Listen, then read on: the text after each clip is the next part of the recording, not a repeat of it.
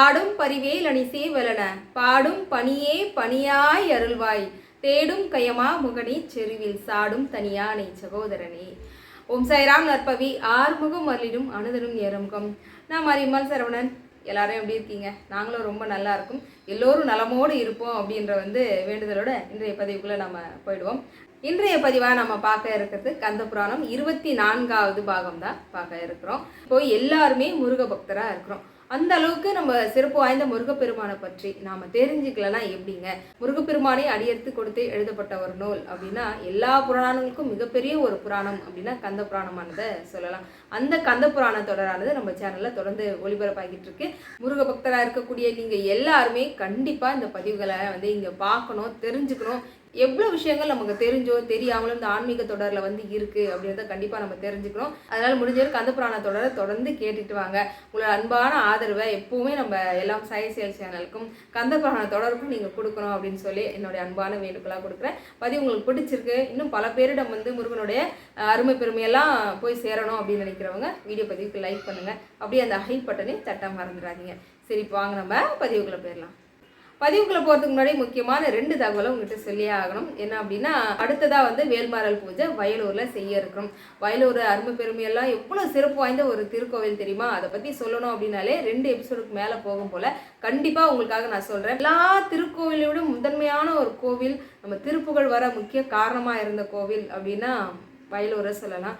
அவ்வளோ சிறப்பு வாய்ந்த திருக்கோயிலில் தான் நம்ம வேல்மாறல் பூஜையை செய்ய இருக்கிறோம். அங்கே இருக்கக்கூடிய தெய்வங்களை பற்றிய சிறப்பான பதிவுகள் கண்டிப்பாக உங்களுக்கு நம்ம சேனலில் வர இருக்குது. அதனால் தொடர்ந்து பார்த்துட்டு வாங்க.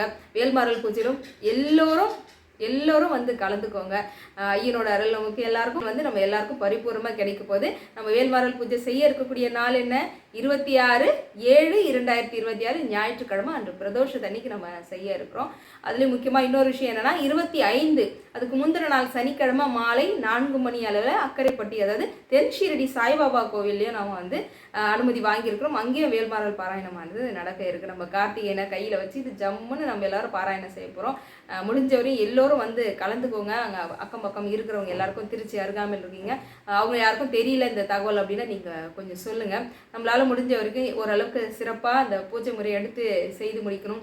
ஐயனோட அருள் எல்லாருக்கும் பரிபூர்ணமாக கிடைக்கணும் அப்படின்னு வேண்டிக்கிறேன். உங்களால் முடிஞ்ச கைங்கரியமாக பூஜைக்கோ அன்னதானத்துக்கோ கொடுக்கலாம் அப்படின்றதையும் அன்போடு நான் கேட்டுக்கிறேங்க. அதனால எல்லோரும் வேல்மாறல் பூஜை கண்டிப்பாக எல்லாரும் கலந்துக்கோங்க.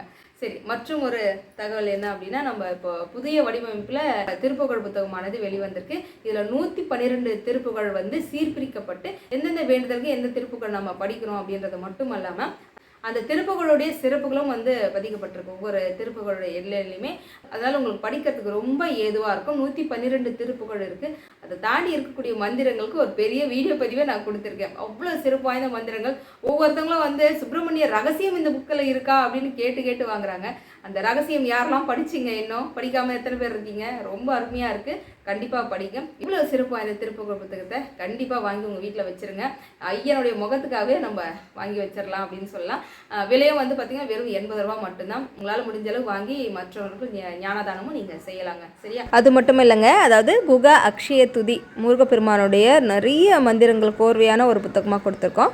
அதோட திருப்புகழ் தொடமாலை, இது இதனுடைய விலை 200 ரூபான்னு வரும். இதில் 467 திருப்புகள், அது இல்லாமல் திருவகுப்புகள், அருணகிரிநாதர் கொடுக்கப்பட்ட திருவகுப்புகள் எல்லாமே சேர்க்கப்பட்டிருக்கு.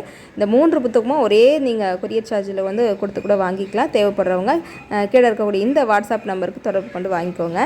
சரி, நாம் இது வரைக்கும் 23 பாகங்கள் கந்த புராணத்தில் பார்த்துருக்கோம். கடைசி பாகமாக என்ன பார்த்தோம் அப்படின்னா, தாரகாசுரனை முருகப்பெருமான் தன்னுடைய சிறப்பு வாய்ந்த வேலை கொண்டு அவனை அழித்து விட்டார். அதை நம்ம பார்த்துருப்போம். அதாவது எப்பவுமே சூரசம்ஹாரம் முடிந்த உடனே முருகப்பெருமான குளிர வைக்கும் வகையில் அவருக்கு சிறப்பான அபிஷேகங்கள் செய்து நம்ம வீட்லேயுமே கூடங்க அவருக்கு தயிர் சாதம் நெய்வேத்தியமாக வைக்கணும். அன்று நான் அந்த தகவலை உங்களுக்கு சொல்ல மறந்துட்டேன். இப்போ நீங்கள் மனசில் வச்சுக்கோங்க. பொதுவாகவே சூரனை சம்ஹாரம் செய்யக்கூடிய அந்த விஷயங்களை நீங்கள் காதில் வாங்கினாலோ அந்த தொடர் நீங்கள் கேட்டுக்கிட்டு இருக்கீங்க அப்படின்னாலும் சரிங்க, அன்று நம்ம வீட்டில் நம்ம முருகப்பெருமானுக்கு அவருக்கு ஒரு அபிஷேகம் செய்து தயிர் சாதம் நெய்வேத்தியமாக வைக்கணும்.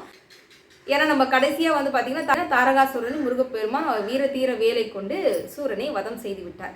அந்த நிகழ்ச்சி முடிஞ்ச கையோட அதோட விட்ட நான் இன்னைக்கு தான் உங்களை வந்து பார்க்குறேன் நம்ம கந்தபுராண தொடரில். ஆனால் அன்று மாலையே முருகப்பெருமானுக்கு ஒரு அபிஷேகம் செய்து அவருக்கு நைவேத்தியம் நான் வச்சுட்டேன். ஆனால் இதுக்கப்புறமா நீங்கள் தெரிஞ்சுக்கோங்க, இந்த தகவல் வந்து எப்போவுமே நீங்கள் சூரனை வதம் செய்யக்கூடிய, அதனால தான் நம்ம சூரசம்ஹாரத்து அன்னைக்கு மாலை நேரத்தில் முருகப்பெருமானுக்கு தயிர் சாதம் வந்து நைவேத்தியம் வைக்கிறதுக்கு காரணம் வந்து அவர் வந்து சூரனை வதம் செய்து அந்த கோபமெல்லாம் நம்ம தணிக்கணுன்றதுனால முருகனுக்கு அபிஷேகங்கள் செய்யப்பட்டு நைவேத்தியமாக பால் சாதம் தயிர் சாதம் இந்த மாதிரி வந்து நைவேத்தியம் பண்ணுறோம். அன்றும் அதே போல தான் தாரகாசூரன் வந்து மாயையின் உச்சத்தில் சென்று அவன் ஆடாத ஆட்டமே இல்லை, அட்டுழியுமே இல்லை, அந்த அளவுக்கு வந்து எல்லாருமே கஷ்டப்பட்டு காயப்படுத்திட்டு இருந்தான். ஒரு அளவு தான் இருந்து பொறுமையாக பார்த்தாரு. முருகப்பெருமான் என்ன பண்ணுறாரு, ஆதிபராசக்தியிடமிருந்து வாங்கிய வேலானதை கொன்று வென்று வா அப்படின்னு வந்து ஐயன் வந்து உத்தரவிடுறார். அதன்படியே வேலானது போய் தாரகாசூரனை கொன்று குவித்து விட்டு அந்த கிரௌஞ்சிய மலையை 2ஆக பிளந்து விட்டுருச்சு இல்லையா. இந்த நிகழ்வு நடந்த உடனே இந்திரன் என்ன பண்ணுறாரு, உடனே தேவகிரிக்கு எல்லோரும் வந்து சேர்ந்துடுறாங்க. தேவகிரியில் ஐயனுக்கு வந்து சிறப்பான முறையில் முருகப்பெருமானுக்கும் வேலுக்கும் வந்து அபிஷேகங்கள் நடக்குது, ஆராதனைகள்லாம் நடக்குது. இதெல்லாம் தேவகிரியில் அன்னைக்கு நடக்குது. அந்த அன்னையோட நம்ம அந்த எபிசோடு வந்து முடிச்சிடணும்.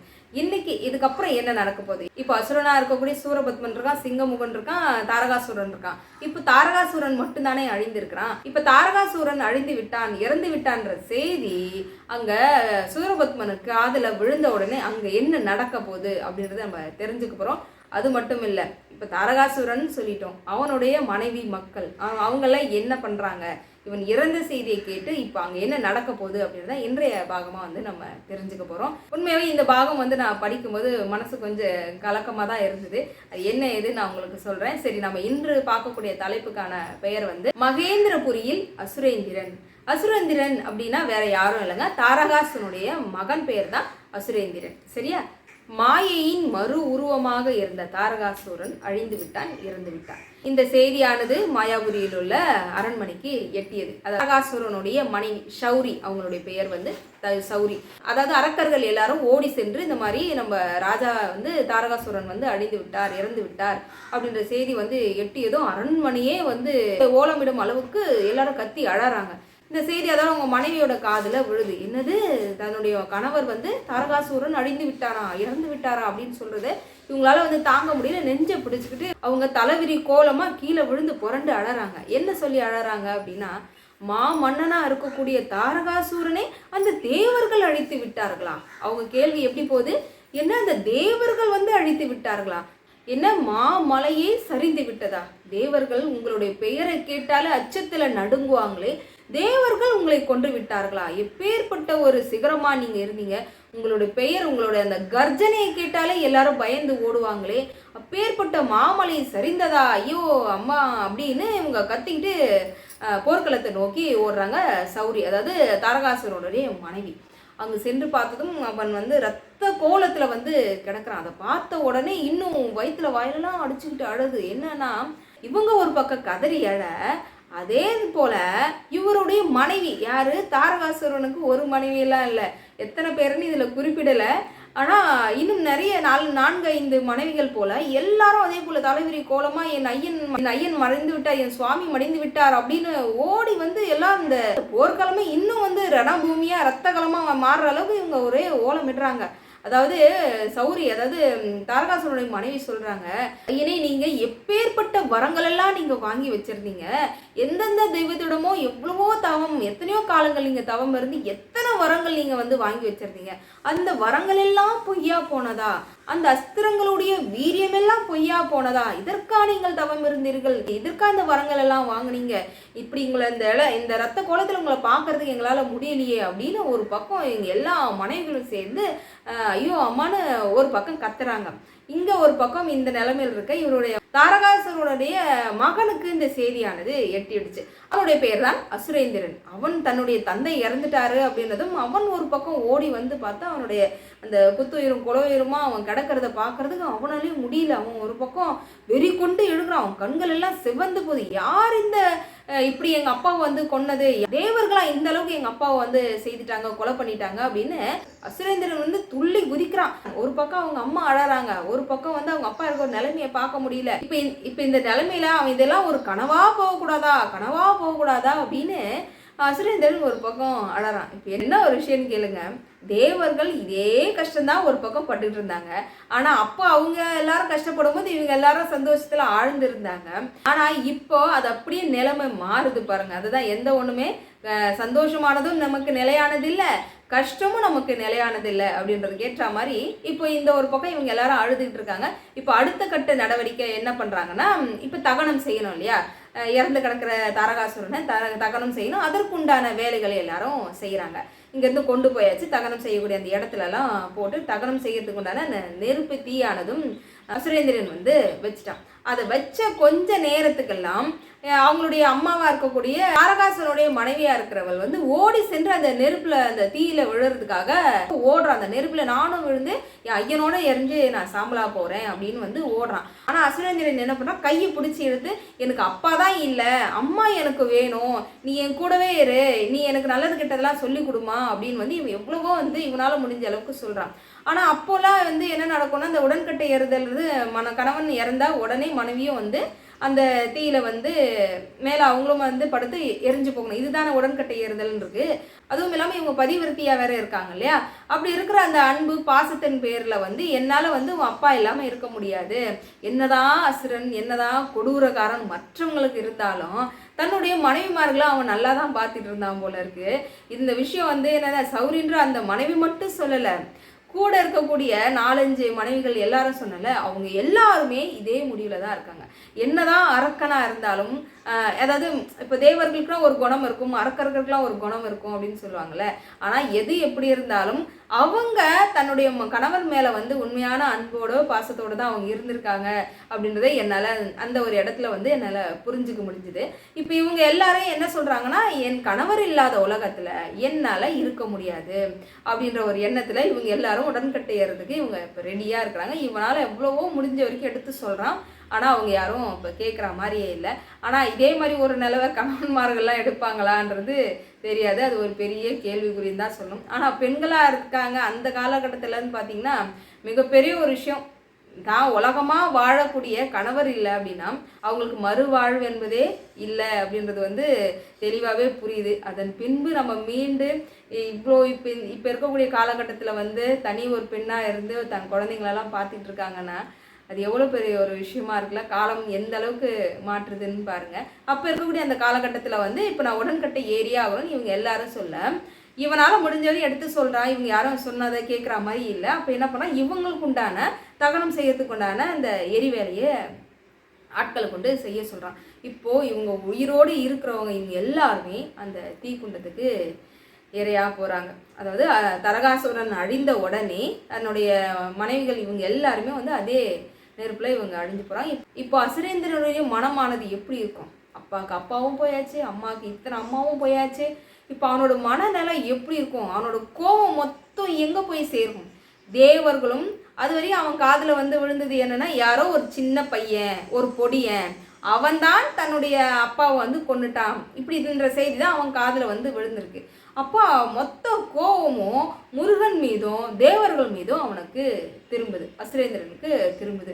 இருந்தாலும் இப்போதைக்கு எல்லாரையும் இந்த தகன வேலை எல்லாம் முடிஞ்ச கையோட இவன் இப்போ எங்கே போகிறான், மகேந்திரபுரியில் உள்ள தன்னுடைய பெரியப்பாவை பார்க்க, அதாவது சூரபத்மனி பார்க்க ஓடுறான். அங்கே ஓடி போய் அரண்மனை வாயிலிருந்து ஓலமிட்டு கத்திக்கிட்டு ஓடுறான். கத்தி கதறிக்கிட்டு வந்து ஓடி போய் அப்பா அப்பான் தான், அதாவது தன்னுடைய பெரியப்பாவையே அவன் அப்பா என்று தான் அழைக்கிறான். அப்பா அப்பான்னு ஓடி சென்று போய் அவனுடைய காலடியில் விடுறான். விழுந்த உடனே நடந்த சம்பவங்கள் அனைத்தையும் வந்து இவன் சொல்கிறான். அதாவது தன்னுடைய அப்பா தாரகாசூரன் இறந்து விட்டான், அழிந்து விட்டார் அப்படின்ற தகவல் வந்து இவன் சொல்கிறான். அவன் இந்த அளவுக்கு காலில் விழுந்து அழுகிறான்.